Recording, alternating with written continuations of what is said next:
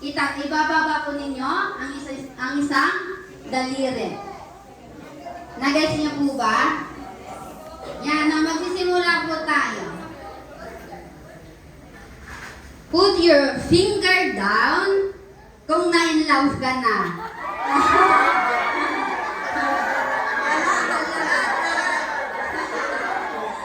Isa lang, isang daliri lang. Wala kang lagat. Isa lang, isa. Okay, pangalawa ko. Put your finger down. Sino dito na nagkaroon na ng first love na hanggang ngayon siya pa rin?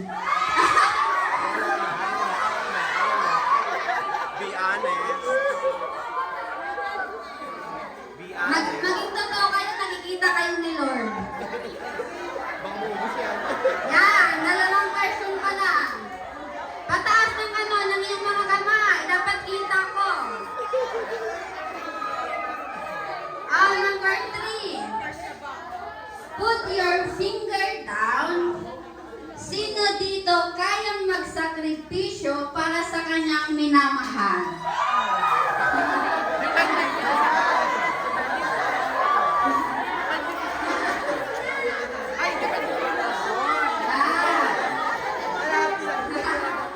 Hindi pwede ka. Yan, tingnan na po yan. Pang-apat. Pang-apat, put your finger down. Sino dito na hindi magsasawa iparamdam ang kanyang pagmamahal?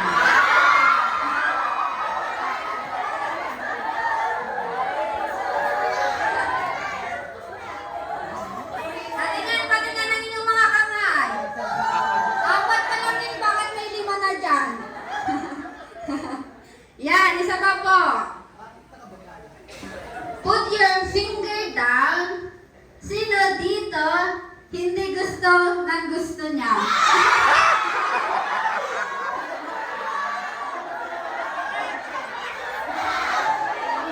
Masamang tanong. Napakasamang tanong. Bad question. It's a bad question. It's a bad question. Mabigat yan. Napakabigat. Next po. Ay, gusto ka na crush mo?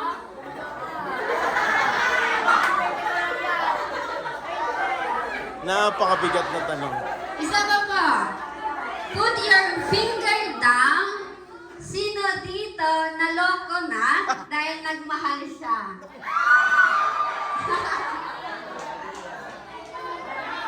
Wala pa? Wala pa. Baka mamaya kayo naloko ka. Next, patingin mo na yung kamay itaas. Taas. Next. Next. Sister, tama na, pwede ba? Nakakasakit. Sino dito, put your finger down. Sino dito nagmahal, nasaktan at nag-move on?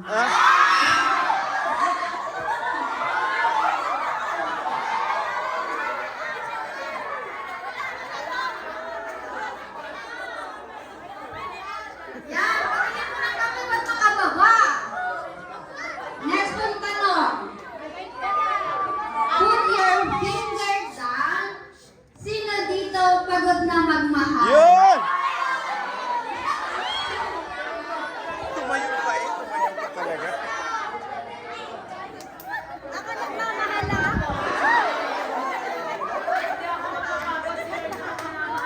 Next po. Put your finger down. Put your finger down. Sino naman dito nahihirapang magmahal? Wala.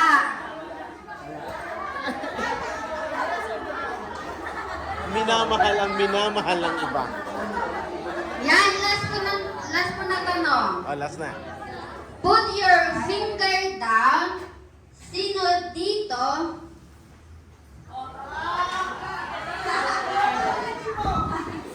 Put your finger down. Sino dito feeling niya hindi siya kamahal-mahal?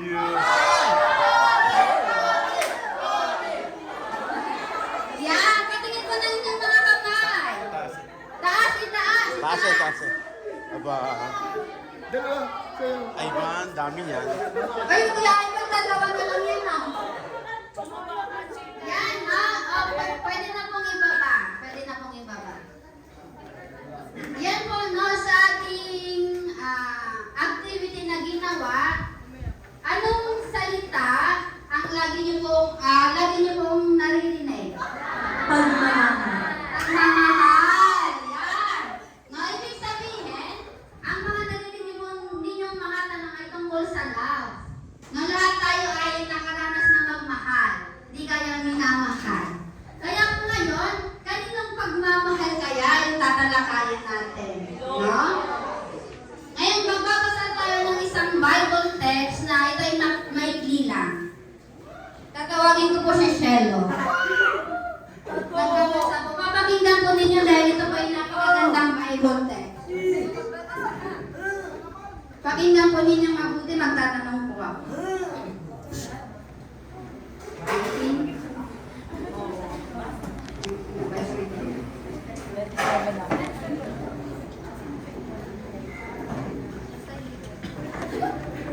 Tayo'y umiibig sapagkat ang Diyos ay unang umibig sa atin. Ang salita ng Diyos.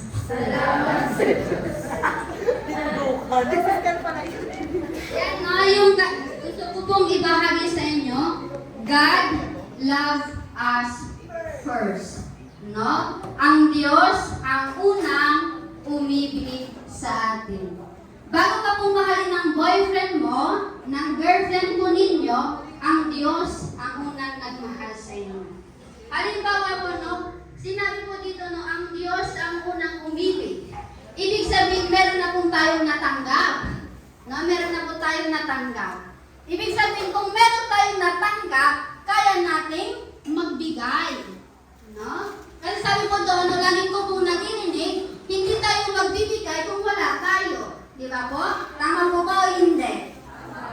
No, kaya nga po sabi dito, no, natanggap na natin yung pagmamahal ng Diyos, kailangan din natin ibahagi sa iba. No, kasi tayo ay natuto sa Kanya kung paano magmahal. No, natuto po tayo sa Kanya kung paano magmahal. At dito po, no, bilang isang kabataan po, no, mahirap magmahal nang hindi mo kilala. No? Mahirap po magmahal nang hindi mo kilala yung isang tao. Magsasabi ka ng I love you sa kilala mo na hindi mo kilala? Siyempre hindi, di ba po? Kailangan mong kilalanin yung isang tao na yun. Bago ka magsabi na, mahal kita.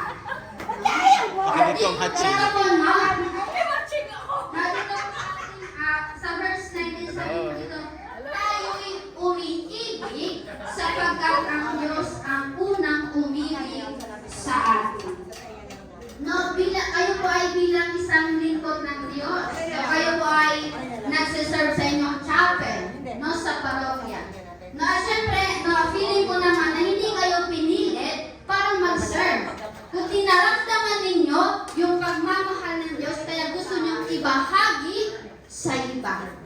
No, kasi kumbaga, napaka makasarili naman natin, no? Kung hindi po natin kayang ibahagi sa iba. No, napakahalaga po bilang isang kabataan, no, na iparamdam natin yung pagmamahal ng Diyos na ibinigay niya para sa atin.